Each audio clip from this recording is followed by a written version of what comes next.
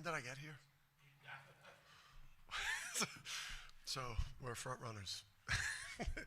And we never come back. All right, thank you, Bobby. Credit Providence and credit, Coach and their players and just how they came in here and just impressive. Just how well they played. For the first 25, 30 minutes, and the game for us obviously was about Hassan Diarra and his will. It's just his will to not allow us to lose what would have been a really rough game, a rough game. Obviously, would have been a quad 3 loss at home, and it would have been a real tough one for us. So I thought, he carried himself and with the spirit and the will there of a 2-time national champion, and then obviously Tara's the second half was huge. Aiden Mahaney, I thought his defense was a lot better in the second half, and was a big difference maker. But we cheated death in this one here today, and we're going to have to win games in this type of manner. I thought the crowd at times was really great. I think our crowds here and at the XL Center this year, like we're going to need. You're not coming to games and watching dominant performances, and it's just a celebration of how great we are at basketball. Like we're going to need our crowd in the game, every possession helping us win. I think we've all been spoiled by the level of play in home games, and it's just been a highlight reel. This is a different team, especially with Liam out. I thought in the second half there were times where the crowd was a huge difference maker for us, but we need it for a full 40 minutes. Because we're going to have to find different ways to win with Liam out. Dan here in the back. That second half was like a story of 2 grinds. The first 13 minutes was the first grind to get the lead. Second grind was the 7 minutes to hold the lead. Yeah, we actually had a chance to get out of there with a double-figure win. But credit Providence and to show the character and the culture, and the fact that Kim's one of the best young coaches in the country, and we had a chance, got it to double figures. Maybe walk out of here winning by 12 or 14 or 15, but they just, they embody today what that coach is all about. Dan, to your left. I think you've referred to Hassan as the ultimate soldier. What's it been like to see him handle kind of like so many different roles on 3 different teams now? And how easy does that come for him, or is it difficult at times for him? Yeah, it's it's difficult. He probably should have. It would have made more sense to start him from the opener. Just have him at that natural point guard position rather than, to put a square peg in a round hole there with trying to, force that on Aiden. I thought you saw today, Aiden was able to just, he was on ball some, but for the majority of his minutes in the game, he was able to, just kind of look to create offense, look for his 3, go score the ball. So, I screwed up the early part of the season there. Haas is, he's the heart and soul of the team along with Sam. Just the passion that they put into it. Obviously, Alex is a captain, but whatever you ask Haas to do, he goes and does it. And with Liam out, we need now more production from Haas, and he asserted himself more in the game. Dan, Sampson got off kind of a hot start, and then Taras kind of took you home with the second half. At least from a kind of statistical aspect, is that kind of how you sort of envision this 2-headed center? Each scored 10 points, contributing in different parts of the game, different ways. Yeah, I mean, the center, the center Dave was never going to be center play was never going to be the issue with the team. It's like the growth of the sophomores, point guard play. It all comes down to that for us, and we've obviously stabilized the point guard play. Got to get Jay Ross going, got to get Jay Stu going more to to give us a little bit more, kind of catch up to where Solo's at for us, but for us to really get where we want to be. But yeah, I mean, Taras was awesome in the second half. But at the first half, he wasn't ready to go. He missed a critical defensive rebound and allowed them to get a possession, and then they hit a three to take a 2-point lead. But second half, he showed his impact. He made some awesome blocks and some timely buckets. He was a beast.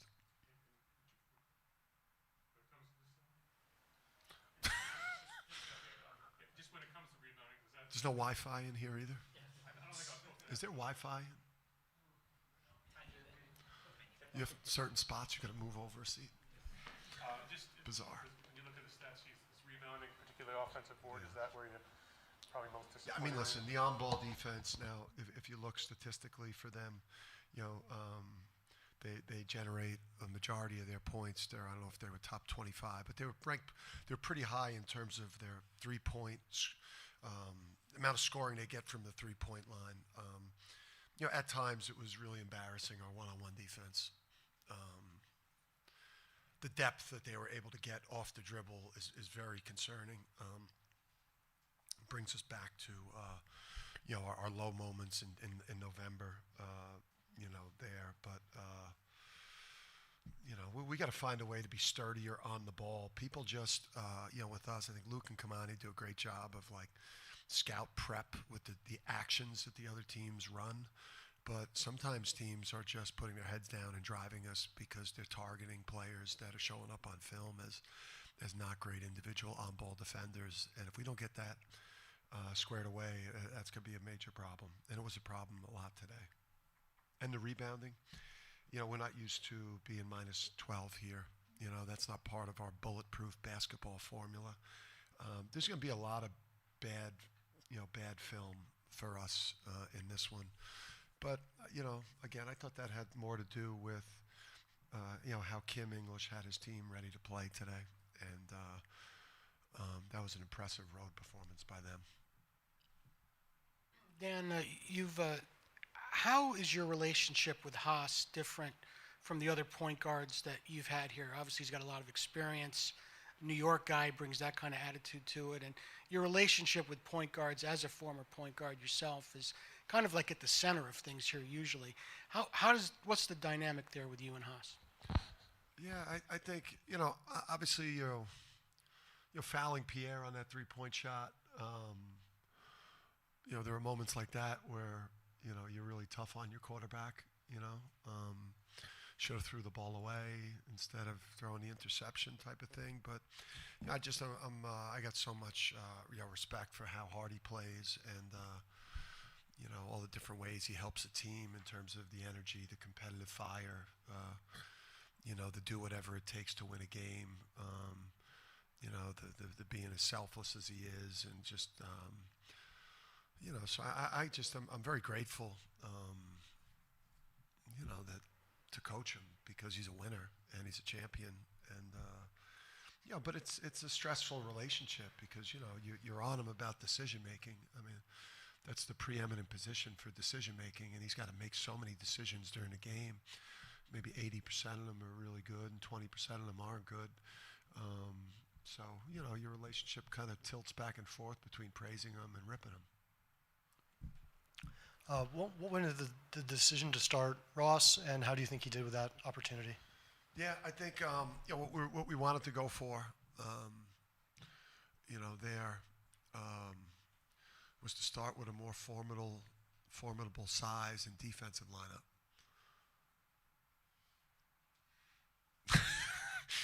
It worked great.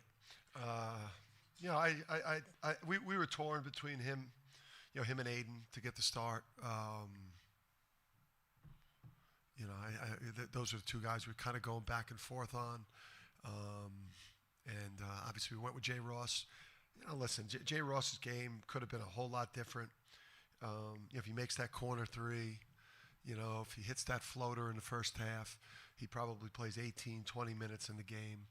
But he's still a young developing player, and these minutes are valuable. And he just needs a breakthrough game where he may goes 2 for 3 from 3, gets a putback, gets a cut, gets double figures, locks up on D, and then boom, it's going to take off. But the investment that we made in starting him today, I think that it'll pay off at some point this year. He's still a very young player, and he's got a really high ceiling. Grown up in the Big East today on what would have been Louis' 100th birthday, can you comment a little more on your decision to wear the sweater to honor him? Yeah, it was really hard. It was a tough thing for me, just with how superstitious I am. And so I wasn't able to wear the clothes I wore against Providence the last time that we beat them soundly in Providence. So, but I changed some clothes at halftime underneath the sweater. It might have been a socks change, and maybe I changed my glasses. Matt Johnson actually didn't text me the glasses that I actually wore against them. The last time I wore the thicker rim glasses today in the first half, which was partially why we were so bad. If you go back and look at the second half, I had much thinner rimmed glasses, which is what I wore against them both times last year. So, obviously Matt Johnson let us down. But I would just say, for me, I grew up on 80s. I grew up consciously with basketball in the 80s. When those type of men were roaming the sidelines, those type of men, fierce men, fierce competitors, coaches that coached with life or death desperation to win basketball games. Coach Carnesecca obviously was one of those, the great John Thompson and Rolly Massimino and PJ, my coach, and all of those incredible coaches. Man, I grew up on that.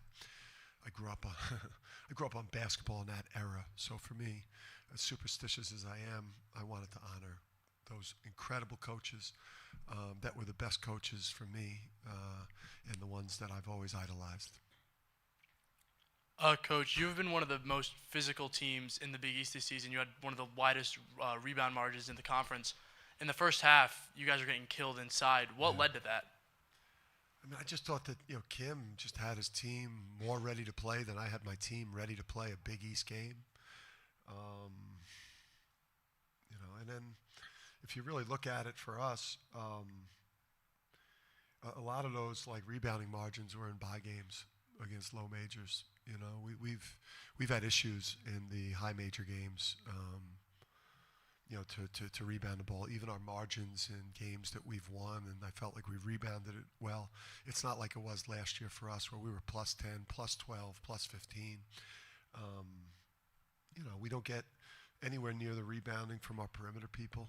And then obviously with Donovan, who is,